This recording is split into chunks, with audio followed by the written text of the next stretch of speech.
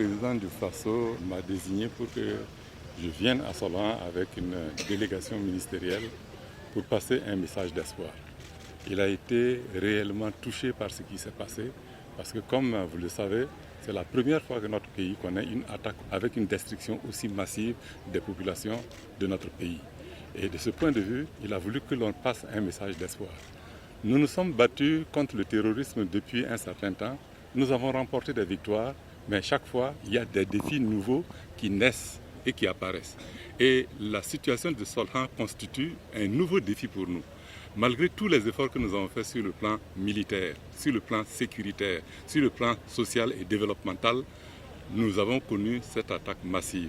Il était bon que nous venions saluer les populations, les réconforter et leur dire que le gouvernement est attentif à ce qui s'est passé et prendra toutes les dispositions pour que la situation puisse revenir à la normale, c'est-à-dire assurer la sécurité de cette partie du territoire.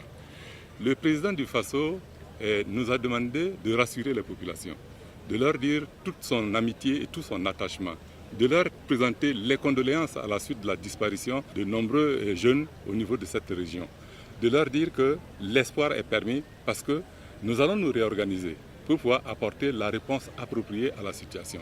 Cette incurie que nous constatons aujourd'hui ne restera pas impunie.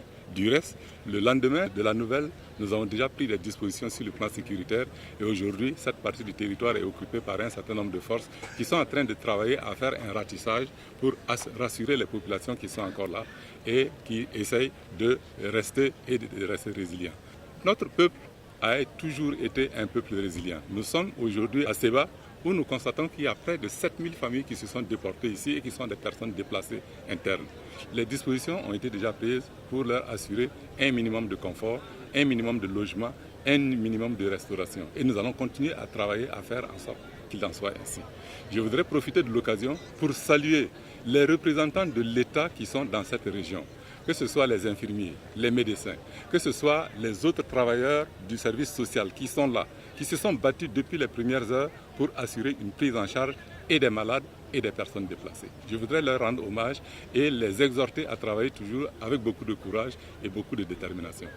Aux forces de défense et de sécurité qui sont dans cette zone, nous les incitons à poursuivre leur engagement patriotique pour la défense de notre patrie. Il est important que ces forces de défense et de sécurité, que nous saluons avec beaucoup de respect et beaucoup de considération, que ces forces de défense et de sécurité ne baissent pas les bras face à cette difficulté que nous avons connue.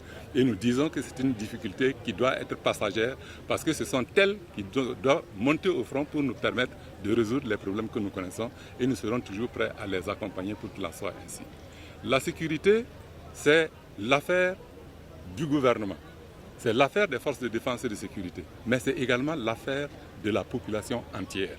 Il faut que la population s'engage avec nous pour faire en sorte que les enrôlements de nos jeunes s'arrêtent, que nos jeunes restent dans leur pays pour travailler au développement économique et social de ce pays-là, pour que nous puissions partager les fruits de ce développement-là. Il n'est pas bon que ces jeunes-là, qu'on les laisse partir, ils font s'enrôler dans les groupes terroristes et ce sont eux qui reviennent dans les villages pour s'aimer la terreur et la désolation dans leur propre famille. Il faut que l'on combatte ça.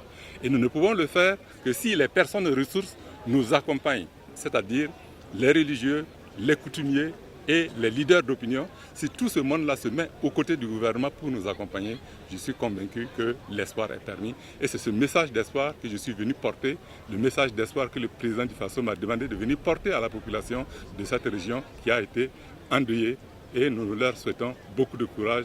Nous présentons nos condoléances aux familles attristées, de bon rétablissement à l'ensemble des blessés. Et comme vous le savez, nous avons tout fait pour prendre en charge ces blessés-là. Aujourd'hui, ils sont dans les centres de santé de notre pays, à Seba ici, à Dori et également à Ouagadougou. Et tout cela se fait dans la situation où le gouvernement a apporté sa contribution pour que ces gens-là n'aient pas à débourser un sou pour se faire prendre en charge pour leurs soins dans nos différents hôpitaux.